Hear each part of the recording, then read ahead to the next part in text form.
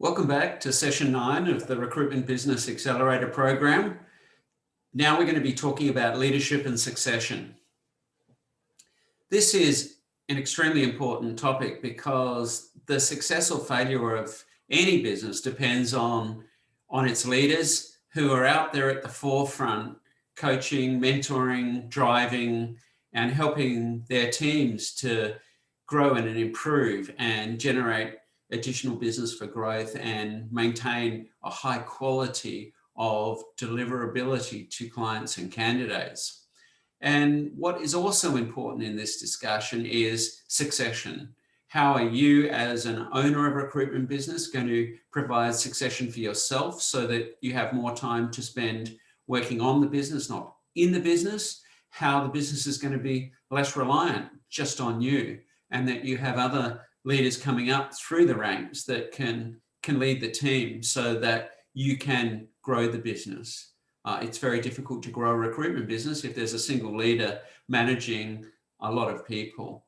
It requires, just as the military has, a level of seniority and the ability for leaders to manage smaller teams, because they can then manage more effectively and communication can be better, and there's less reliant then on one single leader.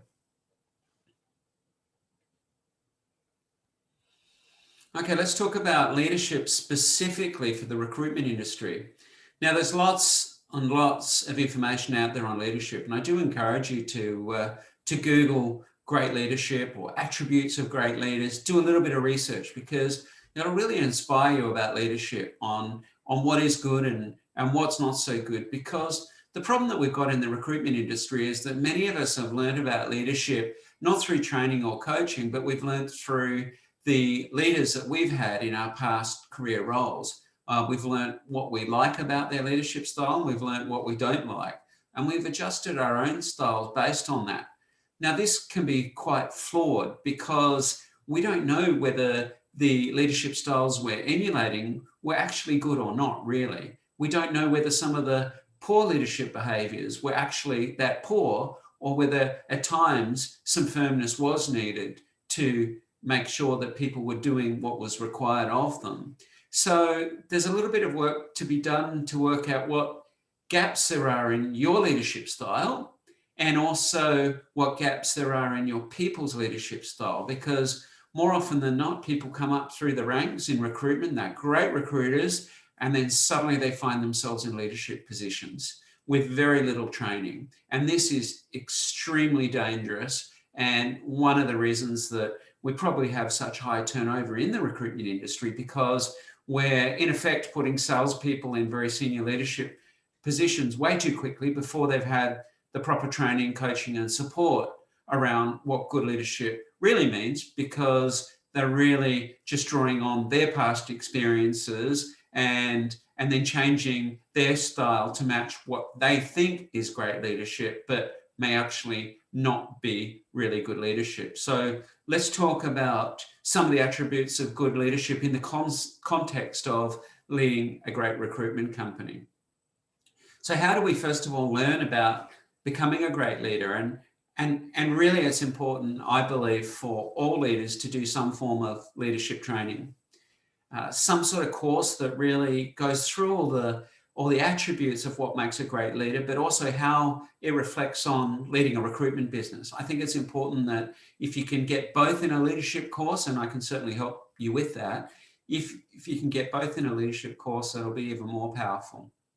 And we really need to understand what is important, what's just noise, and try and have some consistency in leadership training and some communication of staff expectations from leaders, so everybody is consistent and in sync with each other around leadership to achieve those goals that you've set earlier in the program. I found this infographic. I think it's a really good description of the differences between a boss and a leader, and it also helps us understand what good leadership looks like. So down in the left-hand column, you'll see a boss drives employees.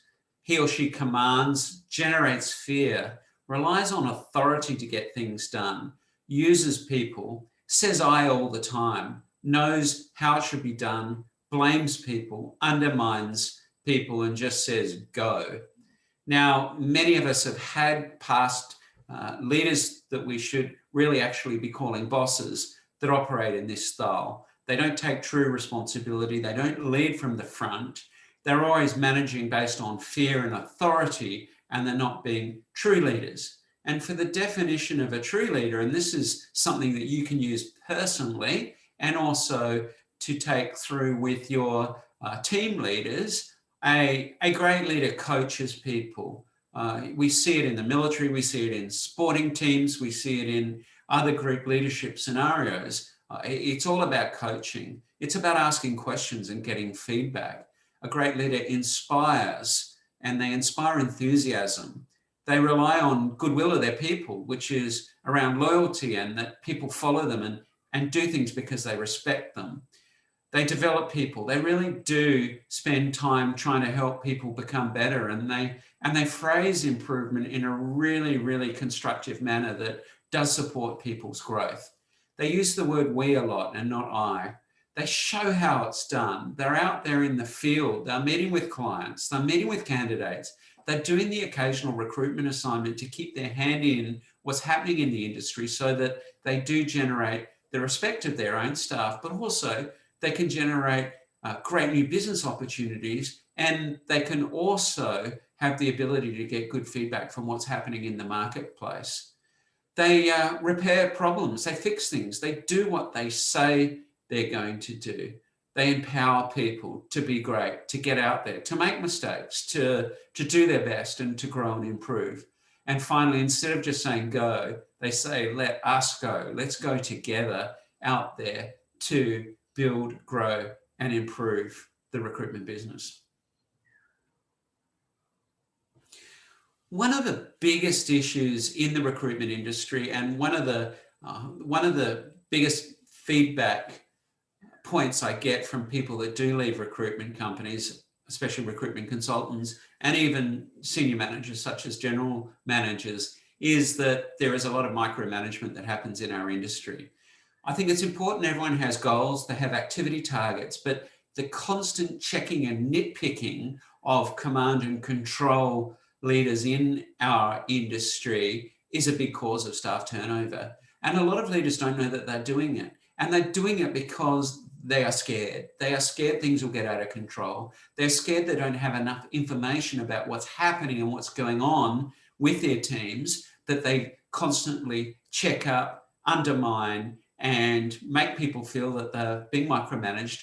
And then eventually what people will do is they'll either leave because they don't like that style of management and they'll go to a competitor or another recruitment company, or they will just become really poor performers who are just going through the motions and doing the bare minimum to collect their wage and any possible bonuses or commissions that come with that.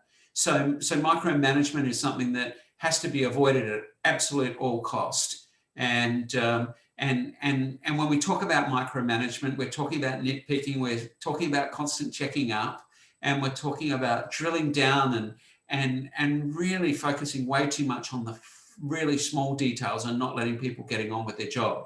I do believe in checking in with people at the beginning of the week. Right, what's your plan for the week? What are you trying to achieve? What activities do you need to do to be successful, to make a placement this week, if you like? And then end of the week, a debrief. And these meetings can be really, really short.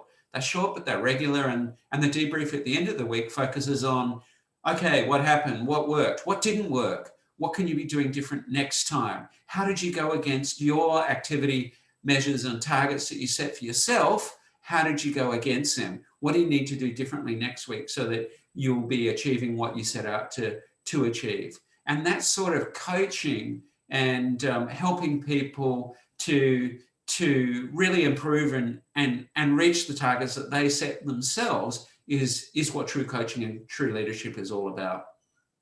And with performance reviews, it's a little bit controversial, but I really don't believe in performance reviews. I think they are really confrontational. They don't bring out the best in people. Everyone dreads them. Managers or leaders dread them, and staff dread them as well. I believe in quarterly business planning, getting together with people once a quarter, slightly longer meeting than your weekly meeting. And this is why a leader can't have 30 or 40 staff reporting to them, because there's no way they'll get through all these coaching meetings. You do need to have team leaders and lieutenants down the chain to be able to do this for you as a senior leader of a recruitment company. Otherwise, you won't be able to grow a great recruitment company. But quarterly planning, I believe, is a great replacement for performance reviews. So everyone has their own personal 1 or 2 page business plan. It's a personal plan. As we talked about before, they link their personal goals with their business goals, and then they constantly check back on how they're achieving those goals.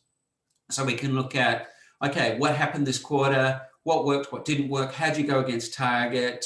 How are your activities to reach target? What can you be doing better? What did you learn? What extra resources do you need so that you can achieve what you set out to achieve? What support can we as leaders be giving to these people to help them next quarter do really well? Annual is way too long. Quarterly is much better. And then you have your weekly one-on-ones with people that either you do if you're running a small team, or your team leaders are doing it to build that relationship, build that rapport, and check that people are on track. Because one of the biggest things I've learned over the years, if people get off track for too long, it's almost impossible rather, for them to get back on track again, even if they're experienced. Once they've lost their enthusiasm and their motivation, it's really hard to get that back. So constant guiding and coaching, really important here.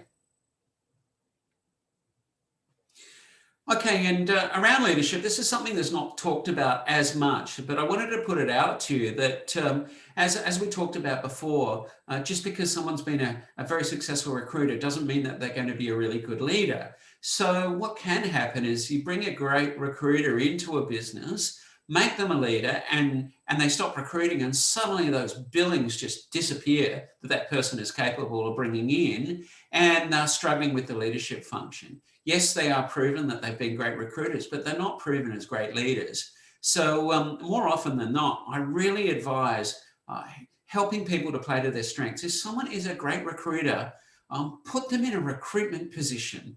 Give them some leadership training and some career progression for them to be able to step up and be able to become a leader, but make that a staged process. Give them the tools so that they are successful, because otherwise they will struggle themselves, but also cause turnover in your business. And even yourself, if you're a great recruiter and you've started your own recruitment business, think about what your strengths are and what you enjoy about the industry. If you came into the industry because you just love recruitment, then it's important to free yourself up as a leader so that you can spend time recruiting. It is no loss of face for a CEO of a recruitment business to be recruiting at a senior level. And many good companies do have their most senior people recruiting because that's what their passion is. That's what they love. That's how they keep in touch with the market. And that's how they lead from the front and are able to be better leaders. You can get administrators in that can handle all that small stuff, but it is such a waste of resources having senior leaders doing administration and doing activities that don't lead to increasing the performance of individuals in the business as a whole. So look at everyone's strengths as well. We've talked about supporting recruiters with resourcing so that they can bill more. And I think this is really important. Support people that are great recruiters but not good at business development. Support them to be great at business development so that they're playing to their strengths, which might be recruitment. And just as a very strong business development person who's quite good at building relationships and developing new business, don't make them do boring admin, because they will get bored, they will get frustrated, and they will look for other opportunities. So have in your mind to have everyone as a leader really playing to their strengths, but also the teams that you or your team leaders are leading should be playing to their strengths also. We can't talk about leadership without talking about communication. Communication is the absolute cornerstone of good leadership. It's another reason that people that leave recruitment companies cite for wanting to go. They feel like they're not communicated to. They feel like they're cut out of decision making. They feel like they don't understand the big picture. They need regular updates so that they know what's happening. And it doesn't have to be every little detail. It can be overviews. Okay, this is what's happening. This is what we're considering. No surprises. Put it out there that you're considering changing your recruitment management system because you've had many complaints about the current one. Ease people into it. Don't just make massive change. Change management skills are really important here, and when you are looking to do major change, please update your skills and knowledge on change management by looking at what good change looks like and good change management looks like. But have it so there's no surprises. Have it that there's no secret meetings going on. There's nothing worse than seeing a closed door with two senior leaders in there and they've shut the door suddenly and talking about something, that could be anything. It could be they're talking about what they're having for lunch. You don't know. But if you're a staff member, you might think that they're talking about you or that there's a major problem going on.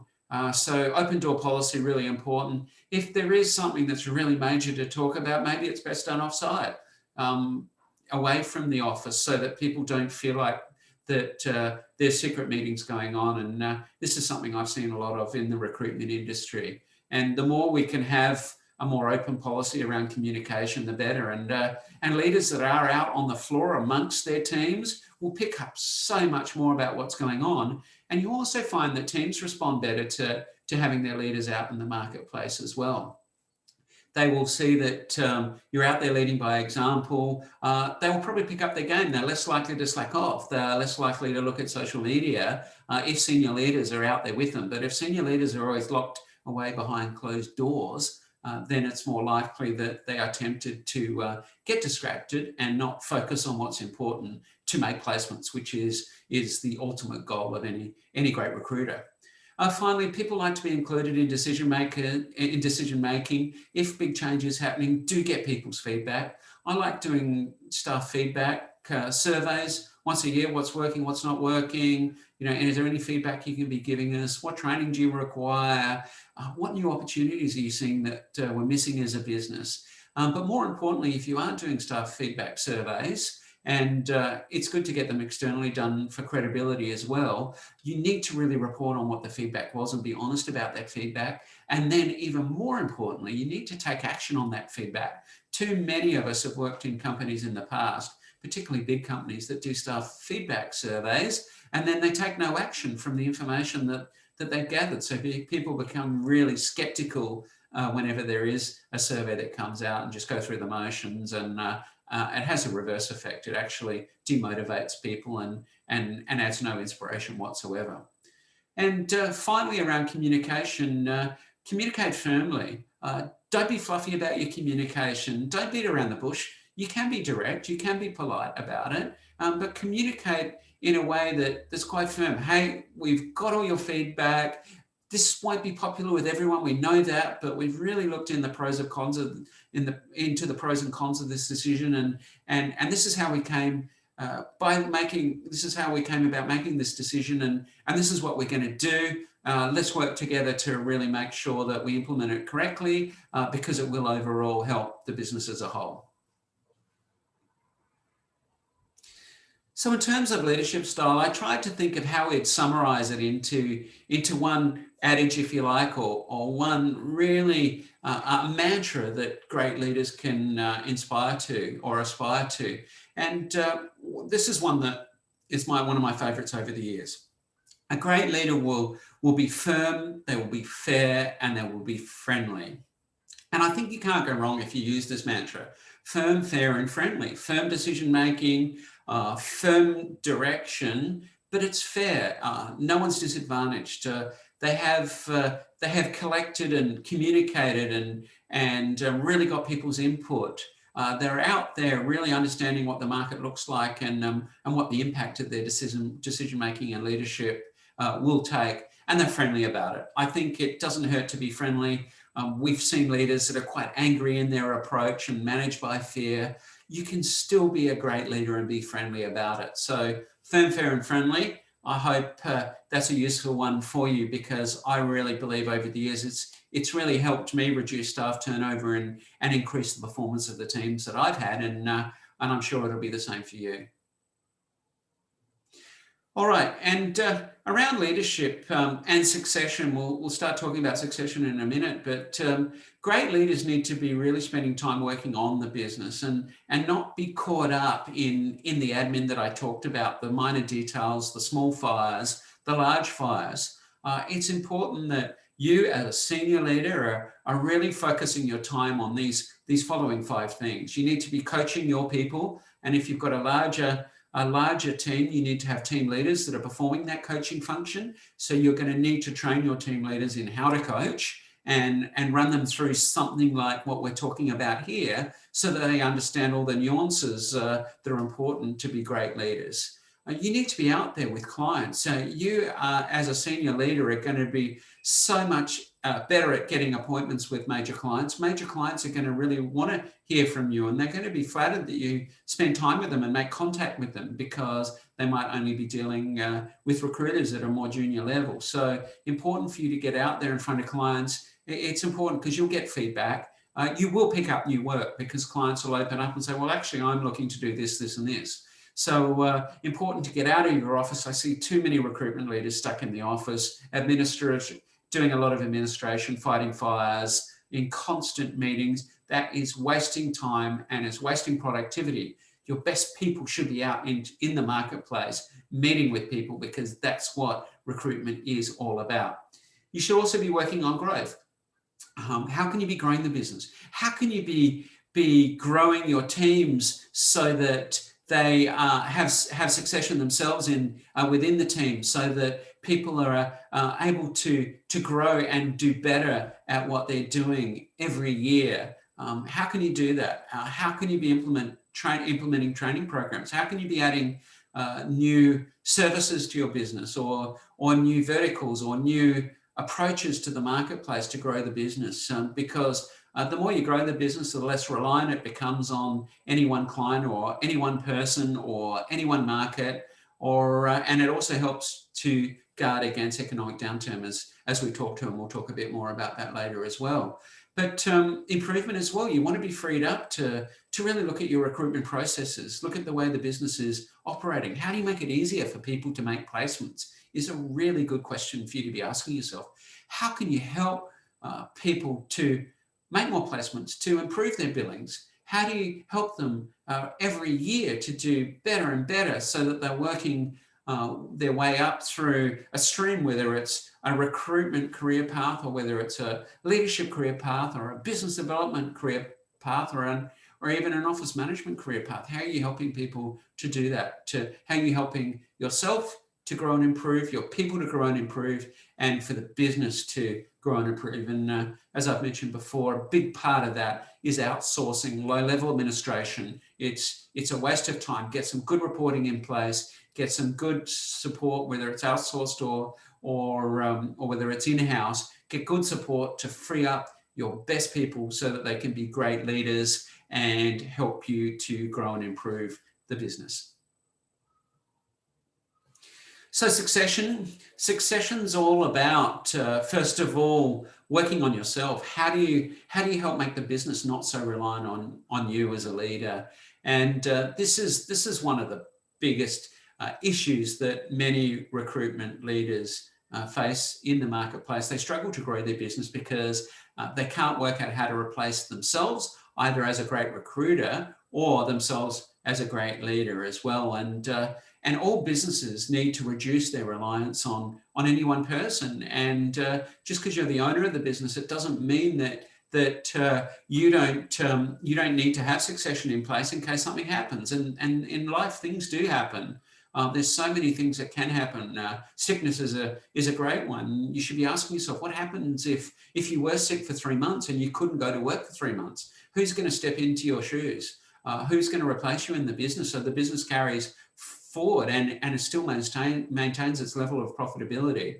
So look at that. And in terms of business value for future exit or succession, the reduced reliance on senior leaders and senior billers, as we talked about before, is really important, because obviously you want a business that is either saleable long-term, or a business that is an asset that's generating revenue for you as an owner or a senior leader long after you're not in the role of being a senior leader. You want the business to continue regardless. And I think that's something that is really missing in our industry, and something that we need to do some work on.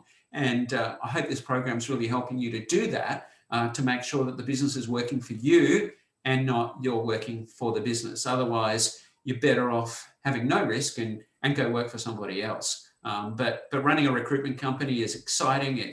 And if it's done correctly, it has tremendous rewards attached to it. So succession for your team leaders as well. Ask yourself what happens if you lose your biggest biller, your most important team leader. What will you do? Have you got someone ready to step up? Are you recruiting new people with having it in the back of your mind that they have potential leadership capability? If they don't, that's great. Put them through the recruitment path or stream. But if they've got leadership potential, please develop them and have them ready to step in. Think about what parts of your own leadership can be delegated or can be used as training for potential leaders, for them to have a go at leadership. Some of those things that we talked about before, getting them in front of clients more, coaching more, and helping the business as a whole to be growing, so it's not just reliant on one particular person. Career progression and career paths, I've alluded to it, really important in succession. And think about those different streams of career enhancement or career progression that everyone in the business can have, and talk to them about it at their quarterly reviews. Okay, where do you want to get to as an individual? Let's help you to get there in the longer term, so that they don't have to move to another company to get that all-important career progression. You want to be able to provide that career progression within your own organization. Otherwise, you will have staff leaving you and not performing at their optimal level. And look, a final word on leadership. It's a really big topic, but I just wanted to share with you some of the most important things that I've learned over the years, and to give you a bit of a base before you go through the worksheet that follows and the exercises that you'll be doing based on where you're at and where your business is at. But just remember, firm, fair, and friendly. You can't go wrong with that mantra. And in addition to that, I found a really good quote as well. A great leader knows the way, goes the way, and shows the way. So I think that really summarizes what leadership is about, and a great way for you to be asking yourself and your leaders, are you doing that? Do you know the way? Have you done good planning? Have you really got a great plan and some good goals in place? Are you implementing actions to achieve that plan? And are you leading from the front? Are your leaders in your business showing the way so that the rest of your teams are following on? Okay, so that's the end of session 9. So we only have one more to go after this, which is session 10, the final session. So please complete your worksheet for session 9. There's a few extra resources in there as well. And then we are ready to start session 10. Thanks for joining me, and I hope you got a lot of great information out of this session.